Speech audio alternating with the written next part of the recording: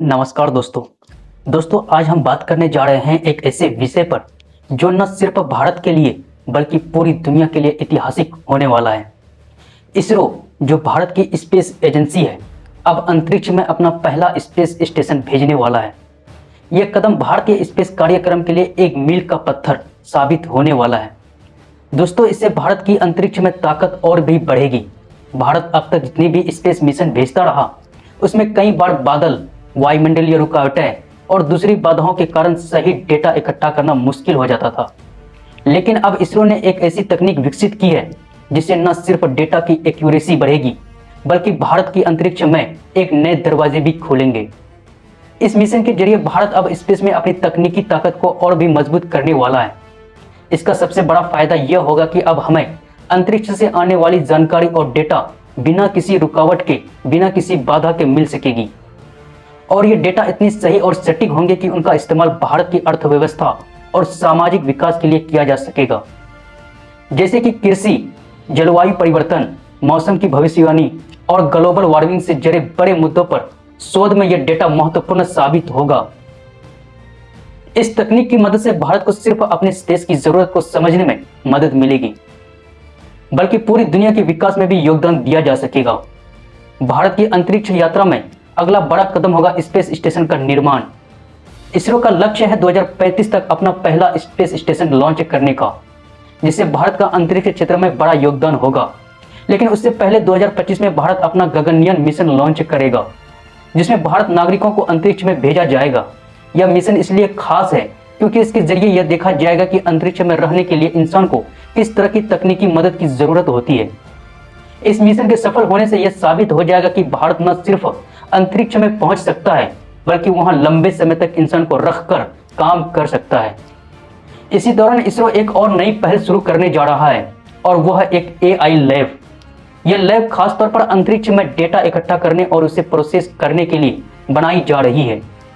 इस AI lab का नाम MOITD रखा जाएगा और इसका काम होगा यह कि अंतरिक्ष में इकट्ठा होने वाला डेटा का प्रोसेस को सही जानकारी धरती पर भेजे।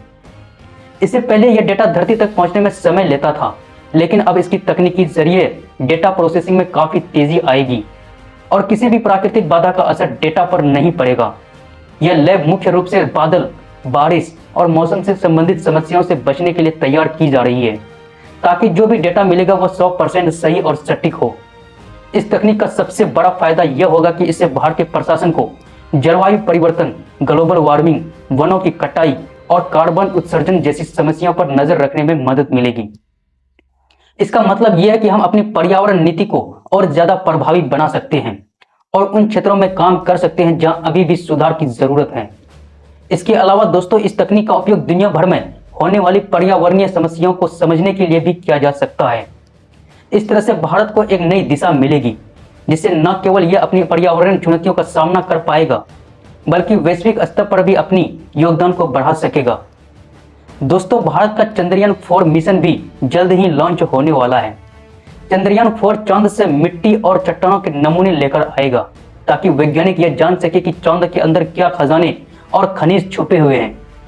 यह मिशन इस मायने में खास होगा कि इसके जरिए चांद की गहरी और सटीक जानकारी मिलेगी, जिससे भारत की अर्थव्यवस्था को भी और भी बड़ा फायदा हो सकता है।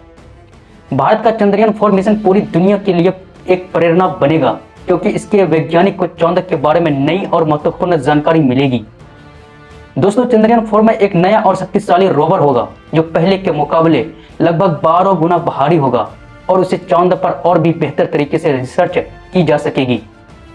इस मिशन में भारत और जापान की स्पेस एजेंसी भी मिलकर काम कर रही है और इसका उद्देश्य चांद से खजाने और खनिजों को निकालना होगा।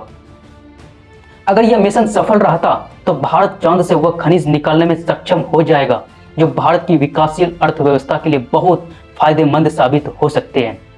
इस मिशन से न सिर्फ भारत को अंतरिक्ष में और अधिक पहचान मिलेगी बल्कि देश के आर्थिक विकास को भी एक बड़ा बढ़ावा मिलेगा।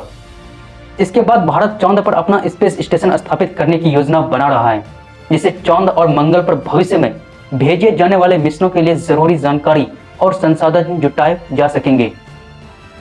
दोस्तों, भारत ने अंतरिक्ष में अपनी स्थिति को मजबूत करने के लिए कई बड़े कदम उठाए हैं और आने वाले समय में यह और भी बड़े लक्ष्य हासिल करने जा रहा है। इससे न सिर्फ भारत तकनीक और विज्ञान को मजबूत मिलेगी, बल्कि पूरी दुनिया का यह संदेश जाएगा कि भारत अब अंतरिक्ष के क्षेत्र में एक प्रमुख शक्ति बन चुका है। भारत की इस सफलता को देखते हुए दुनिया भर में स्पेस मिशन में भाग लेने वाली कंपनियों की संख्या बढ़ गई है और भारत का इस क्षेत्र में योगदान अब और भी ज्यादा अहम हो गया है। अब भारत में अंतरिक्ष कार्यक्रम के लिए बजट बढ़ाया है ताकि ज्यादा से ज्यादा स्पेस मिशन की योजनाएं को पर काम किया जा सके। इसके अलावा भारत में निजी कंपनियों को भी स्पेस सेक्टर में अपनी भूमिका निभाने के लिए प्रोत्साहित किया जा रहा है ताकि पूरी दुनिया में भारत की स्पेस ताकत को और भी मजबूत किया जा सके। दोस्तों, भारत अब अपनी स्पेस ताकत को बढ़ाने के लिए न सिर्फ नए रॉकेट्स और तकनीक पर काम कर रहा है, बल्कि आने वाले वर्षों में इंसान को मंगल पर भेजने के लिए जरूरी उपकरण भी तैयार कर रहा है।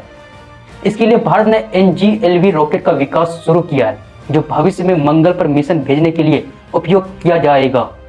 अब भारत के लिए अंतरिक्ष में अपनी ताकत को बढ़ाने का समय आ गया है और भारत को अंतरिक्ष के क्षेत्र में नई ऊंचाइयों तक पहुंचने में कोई नहीं रोक सकता।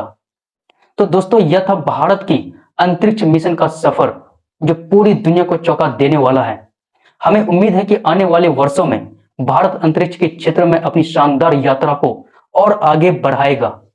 आप इस बारे में क्या सोचते हैं, हमें विचार कमेंट में जरूर बताइएगा। तो दोस्तों, अगर वीडियो पसंद आया है तो वीडियो को लाइक जरूर कीजिएगा और हमारे चैनल पर पहली बार आए हैं तो चैनल को सब्सक्राइब जरूर कीजिएगा। दोस्तों, मिलते हैं किसी नई वीडियो में, तब तक के लिए जय हिंद, जय भारत।